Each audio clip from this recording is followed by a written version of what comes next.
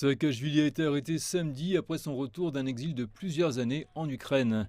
Un sondage réalisé à la sortie des urnes par Ipsos Global montre que les partis d'opposition ont remporté plus de 60% des voix contre 38% pour le parti au pouvoir. Les résultats officiels ne seront pas disponibles avant aujourd'hui. Ce sont ces images publiées sur Facebook aux premières heures de vendredi matin qui ont surpris beaucoup de gens dans la nation du Caucase juste avant les élections locales et municipales cruciales. Elles prétendent montrer l'exilé Mikhail Saakashvili parlant depuis le port géorgien de Batoumi sur la mer Noire. Dans ce document, il exhorte les partisans à descendre dans les rues de la capitale, Tbilissi, avant le résultat des élections de dimanche.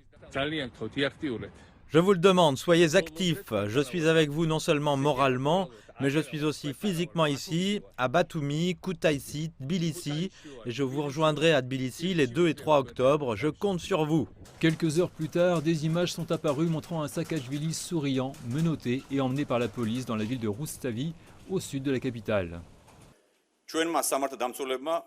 Nos forces de l'ordre ont fait leur travail à leur plus haut niveau. La détention du recherché Mikhail Saakashvili, nos autorités avaient des informations sur son déplacement d'Ukraine vers la Géorgie au préalable et c'était sous contrôle total. Saakashvili a accédé au pouvoir lors des élections présidentielles de 2004 et Vincent, le président sortant, Eduard Shevardnadze, soutenu par la Russie.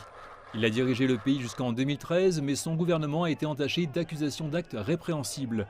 Démis de ses fonctions dans le cadre d'une enquête pour corruption, qui selon lui était motivée par les considérations politiques, il a quitté le pays pour l'Ukraine et a été condamné par contumace à 6 ans de prison, s'il tentait de revenir.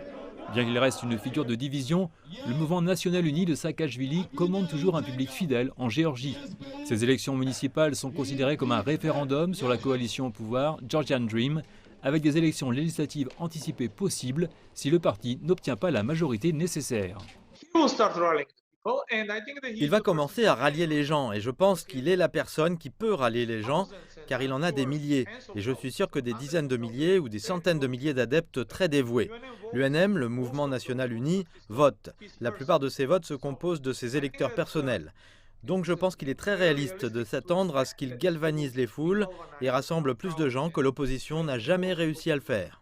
Les avocats qui ont visité Saakashvili en prison disent qu'il envisage une grève de la faim malgré les avertissements du président Zurabishvili selon lesquels aucune grâce ne sera accordée.